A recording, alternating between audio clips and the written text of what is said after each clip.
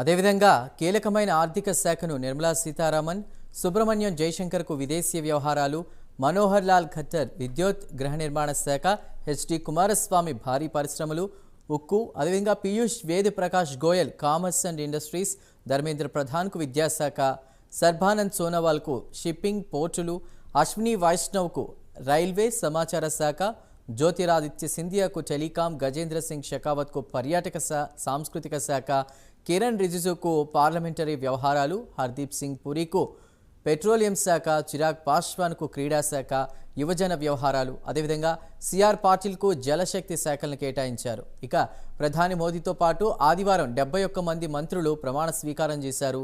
అందులో 30 మంది కేబినెట్ మంత్రులు కాగా 36 మంది సహాయ మంత్రులుగా, 5గురు స్వతంత్ర మంత్రులుగా ఉన్నారు.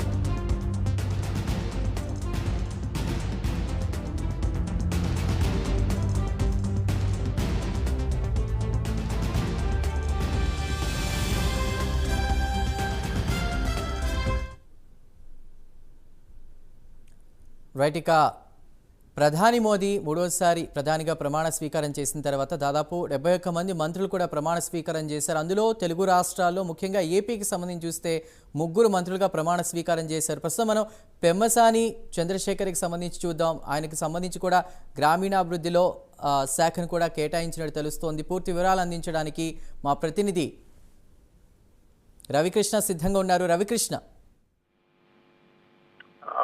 చందు, ఏదైతే మొట్టమొదటి అటెంప్ట్ లోనే పెమ్మసాని చంద్రశేఖర్ సహాయ మంత్రిగా కూడా కేంద్ర మంత్రిగా స్థానం దక్కించుకోవడం మాత్రం తెలుగు వాళ్ళందరూ కూడా ఆనందపడుతున్న పరిస్థితి అయితే ప్రస్తుతం కనపడుతూ ఉంది. ప్రధానంగా కూడా పెమ్మసాని చంద్రశేఖర్ డాక్టర్, ఆయన అది యుఎస్ లోనే ఎక్కువ కాలం పాటు ఉన్నాడు. ఆ తర్వాత ఆయన రాజకీయాల్లోకి రావటం జరిగింది. ప్రధానంగా కూడా ఈ 2024 ఎలక్షన్ లోనే మొట్టమొదటిసారి గుంటూరు పార్లమెంట్ అభ్యర్థిగా ఆయన పోటీ చేశాడు. పోటీ చేసిన నాటి నుంచి కూడా ప్రజల్లో బాగా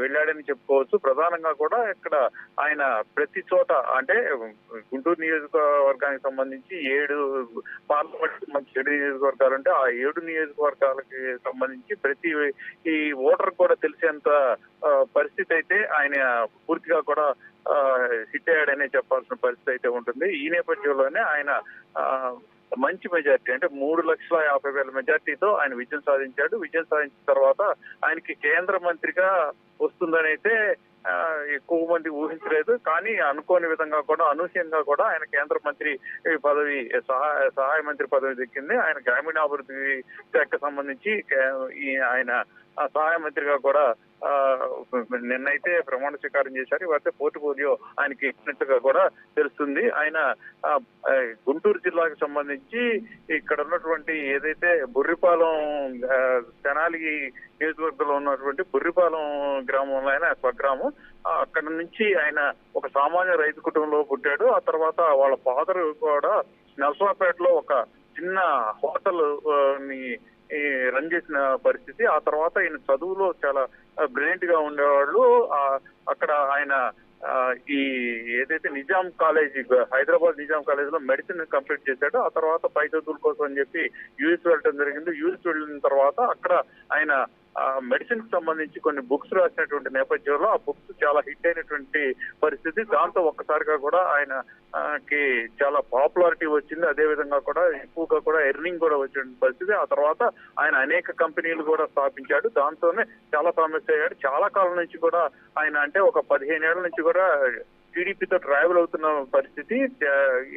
చాలా సార్లు ఎంపీకి కూడా ఆయన ట్రై చేశాడు. కాకపోతే మొట్టమొదటిసారి ఆయనకి 2024 గుంటూరు పార్లమెంట్ నుంచి, అది కూడా గల్లా జయదేవ్ తనంతట తానుగా కూడా పార్టీ నుంచి నిష్క్రమించినటువంటి పరిస్థితుల్లో ఈయన రావడం అనేది జరిగింది. వచ్చిన తర్వాత ఇక్కడ ఈయన పూర్తి స్థాయిలో కూడా ఇక్కడ ఉన్నటువంటి ప్రజలతో ఓటర్ తో మమేకమైన పరిస్థితి కనపడింది. ఆ తర్వాత ఆయన విజయం సాధించడం, తర్వాత ఇక ఆయన సహాయ మంత్రిగా కూడా రావడంతో కూడా ఇక్కడ గుంటూరు, అదే విధంగా ఏపీలో